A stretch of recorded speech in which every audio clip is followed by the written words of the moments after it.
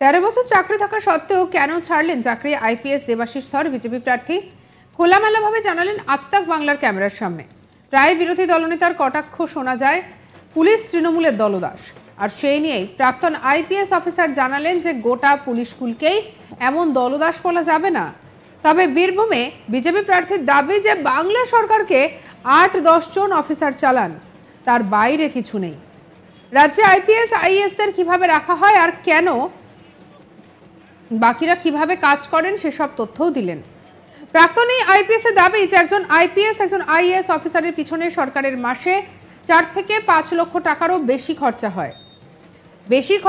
Security, বাড়িতে কাজের লোক, 2টো গাড়ি, তার তেলের খরচা, এই সব কিছুতে সব রকম যদি চিন্তা করি তাহলে 5 লক্ষ টাকার বেশি খরচা হয়। তবে সার্ভিস হচ্ছে জিরো। সে শুধু অফিসে যায়, সময়টা অতিবাহিত করে, বাড়িতে চলে আসে। পাশাপাশি সন্দেশখালীর শেখ শাহজাহানের 137 কোটি টাকার সম্পত্তির গল্প শোনালেন তিনি। আর এদিকে বীরভূমের লোকসভা কেন্দ্রের প্রার্থী হয়ে দেবাশিস ধর আজ তাক বাংলাকে অকপটে জানালেন তার মনের কথা। বলেন উনি এতটা মানসিকভাবে বিপর্যস্ত ছিলেন যে তার জন্য কখনো হিন্দু আশ্রম, কখনো হরিদ্বার, কখনো বেনারসের মতো বিভিন্ন তীর্থস্থান ঘুরে বেরিয়েছেন। জানালেন যে তিনি সন্ন্যাসী হতে চেয়েছিলেন। কি বলছেন দেবাশিস ধর, শুনব। আমরা সাধারণত শুনতে পাচ্ছি যে আপনার 13 বছর চাকরি ছিল, হঠাৎ চাকরি জীবন, আইপিএস, পুলিশ সুপারের পদ, বৃহত্তর একটা জায়গা, কেন ওটা ছেড়ে একেবারে রাজনীতিতে প্রবেশ? দেখুন, প্রথমত হচ্ছে 13 বছর চাকরি বাকি ছিল, আর আমার ব্যাচমেটরা সবাই ডিআইজি হয়ে গেছে। আমাদের যদি কেউ প্রমোশন নাও দেয়, ক্লোজ কভারে থাকে। এটা যেদিন আপনি কোনো কেস বা ঝামেলা মিটে যায়, সেইখান থেকে কাউন্ট হয়। আজকে যদি আমার 5 বছর পরেও কেস মিটতো, তো সেদিন থেকে তখন আমি আইজি হিসাবে ডাইরেক্টলি পেতাম। তো আমার যদি আমি চাকরি জীবন কমপ্লিট করতাম, আমি অ্যাটলিস্ট এডিজি র্যাঙ্কে গিয়ে তাও 4 বছর চাকরি করতে পারতাম, ডিজি হওয়ার আগে জাস্ট রিটায়ার করতাম। তো সেই জায়গা ছেড়ে গিয়ে আমি আমার মনে হয়েছে যে এই 3 বছরের যে দীর্ঘ সময়, এই সময়ের যে আমাকে যে ট্রান্সফর্ম করেছে লাইফকে, আমি যে ঘটনা প্রত্যেকটি চোখের সামনে এসছে, প্রশাসন কত নির্মম হতে পারে। আমি মাঝে মাঝে ভেবেছি আমি একজন নিজে আইপিএস অফিসার, অল ইন্ডিয়া সার্ভিসের, যাকে আইন অনেক কিছু প্রোটেকশন দিয়ে রেখেছে। হয়তো এটা যদি সাধারণ কোনো ব্যক্তি হতো, এটা সহ্য করতে পারতো না। আমার জায়গায় অন্য কেউ থাকলে হয়তো সুইসাইডও করে নিতে পারতো।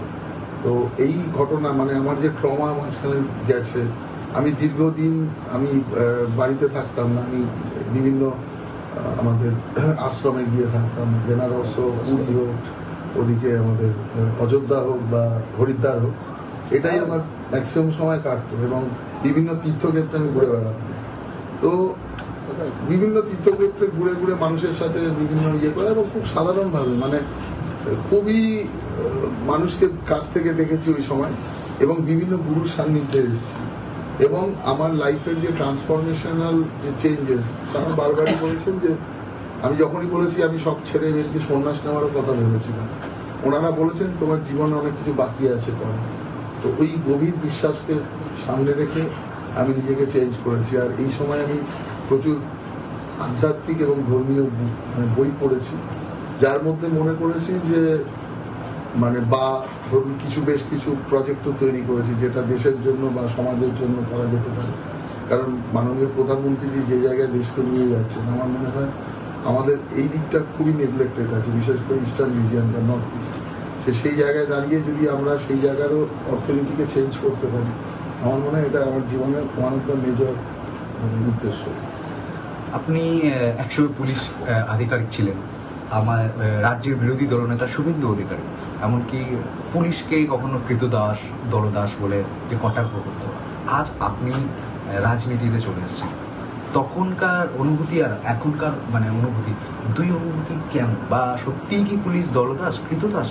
আপনি যে ভূমিকা রাখেন যে রাজ্য সরকার কি সত্যি কৃতদাসে পরিণত করে আইপিএস দেয়? শুনুন, উনি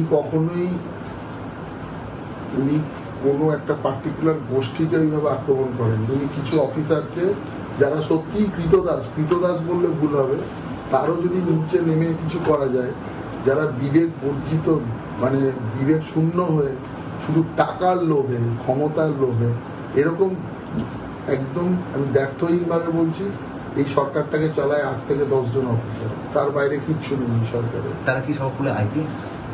সব রকম আধিকারিকরাই আছে, যারা বাকিরা শুধু ওই হুজুর পালন করে। তারা নিজেদের চাকরির স্বার্থে বা সাথে ছাড়া সিকিউরিটি, বাড়িতে কাজের লোক, পার্কস, 2টো গাড়ি, তার তেল, মানে সব রকম যদি আমরা চিন্তা করি হয়তো 5 লক্ষ টাকারও অনেক বেশি খরচা হয়। তো তার পিছনে তার সার্ভিস হচ্ছে 0। সে শুধু অফিসে যায়, সময়টা অতিবাহিত করে বাড়ি চলে আসে। তো এইটা যদি অনেক লোক এইভাবে রয়েছে, আর অনেক লোক যারা দেখছেন যে দিনের পর দিন পোস্ট পাবো না বা কোনো ইম্পর্টেন্ট পোস্ট পাবো না, তাদের ক্ষেত্রে সমঝোতা করে নিয়ে এসছে একটা গ্রুপ অফ অফিসার রয়েছে যাদের পদলেহন করে এরা চলে। কিন্তু এই গ্রুপ অফ 8-10 জনের অফিসার হচ্ছে ডিরেক্টলি একদম টপ লেভেলে যাদের কানেকশন হয়েছে, তাদের কিছু পিছনে যারা অফিসার রয়েছে তাদের বাধ্য হয়ে সেই কাজকর্ম করে। আমার মনে হয় না তারা মানসিকভাবে চান। আর যারা সত্যি এই সিস্টেমটা করে রেখেছেন, একটা জিনিসই বলতে চাই, আয়নার সামনে দাঁড়িয়ে একবার নিজেকে দেখুন। সত্যি একটা কথা বলছি, ভেবে দেখুন, কিচ্ছু নিয়ে যেতে পারবেন না। আপনার এই 200 কোটি, 500 কোটি, 1000 কোটি কিচ্ছু থাকবে না। আপনি ভাবছেন যে অনেক কিছু পাবেন, হয় এই টাকা আপনার যাকে দেবেন ইনভেস্ট করতে চলে যাবে, আর না হলে একদিন আপনাকে এর জন্য জেল খাটতে হবে। ঠিক আছে, কেউ ছাড়া পাবে, যেমন কি অনুব্রত মণ্ডলের হচ্ছে। দেখুন, এটা তো স্বাভাবিক ঘটনা। আজকে শাহজাহানের অ্যাকাউন্ট থেকে 137 কোটি টাকার ট্রানজাকশন বেরিয়েছে। কে শাহজাহান? কে? একটা সামান্য মানে কি বলবো, একটা ইটভাটায় কয়লা দিত সন্দেশকারীতে, তার স্টেটাস যদি 137 কোটি টাকা শুধু অ্যাকাউন্টে ঘোরে, তার মানে কত টাকা বেআইনি ভাবে ঘুরেছে, হাজার হাজার কোটি টাকা মানুষ মারার জন্য ব্যবহার হয়েছে। এটা আপনি চিন্তা করুন যে অফিসাররা এটা করছেন শুধুমাত্র টাকার লোভে। আমি অনেক অফিসারকে দেখেছি, বিশ্বাস করুন, যাদের মানে ছেলে মেয়ে পঙ্গু হয়ে জন্মেছে, বিভিন্নভাবে অর্ধেক লাইফে তাদের ছেলে মেয়ে মারা গেছে। অভিশাপ এবং পাপের ফল। যে মানুষকে আপনারা টর্চার করেছেন, কষ্ট দিয়েছেন, দিনের পর দিন গরিব মানুষের চোখের জল ফেলেছেন, এদের মূল্য মানে স্বয়ং নারায়ণ এর বিচার করবেন এবং করেনও। হয়তো মানে একটা কথা আছে, ঈশ্বরের ঘরে দেরি হয় কিন্তু আন্ধেরা নেই।